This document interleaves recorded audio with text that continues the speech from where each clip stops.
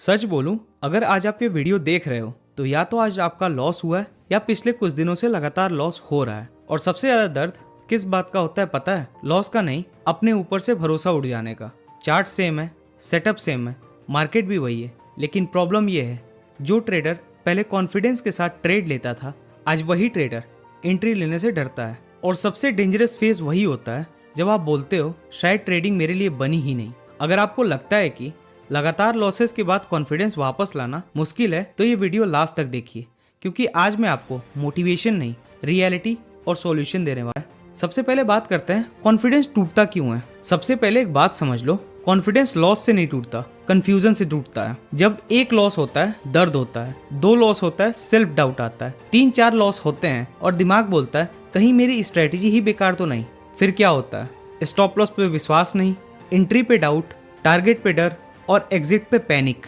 और यहीं से ट्रेडर कॉन्फिडेंस नहीं, कंट्रोल खोना शुरू करता है। सच ये है कि कॉन्फिडेंस विनिंग स्ट्रीक से नहीं बनता, कॉन्फिडेंस बनता है लॉस के बाद सही प्रोसेस फॉलो करने से। मार्केट आपको टेस्ट करता है, क्या तुम रूल्स फॉलो तब भी करोगे जब आपको रिवॉर्ड नहीं मिल रहा है। जो ट्रेडर इस फेज में डिसिप्लिन पकड़ लेता है वही फ्यूचर में चल के कंसिस्टेंट प्रॉफिट बनाता है, और जो यहाँ टूट जाता है वो बस एक नंबर बन के रह जाता है। मैं आपको कुछ प्रैक्टिकल स्टेप्स बताने जा रहा हूँ जिससे आपका कॉन्फिडेंस वापस बिल्ड करने में हेल्प मिल सकती है।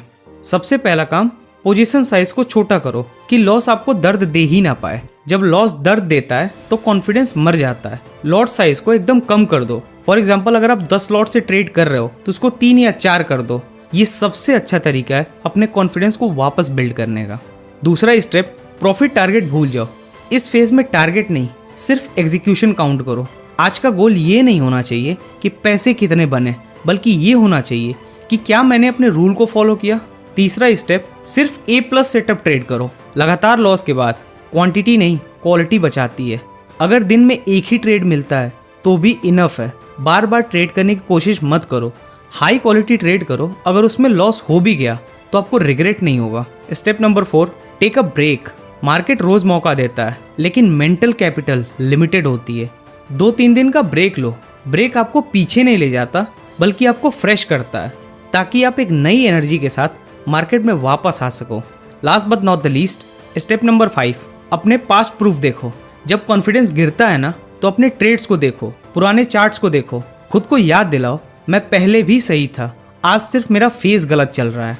लास्ट और सबसे इंपॉर्टेंट बात, मार्केट उन लोगों को चुनता है जो हार के बाद भी खुद पे काम करते रहते हैं। अगर आज कॉन्फिडेंस नहीं है तो क्या हुआ? इसका मतलब ये नहीं है कि आप बेकार ट्रेडर हो। इसका मतलब सिर्फ ये है कि आप लर्निंग के सबसे पेनफुल फेज में हो, और ये फेज हर एक सक्सेसफुल ट्रेडर के लाइफ में आया है। और याद रखना, जो ट्रेडर इस फेज को सरवाइव कर लेता है वही अगला लेवल देखता है। आपको पेशेंस रखना होगा और खुद पे भरोसा करना होगा कि मैं कर जाऊंगा। उम्मीद करता हूँ आपको वीडियो इन्फॉर्मेटिव लगी होगी। आपका कीमती समय देने के लिए बहुत बहुत धन्यवाद।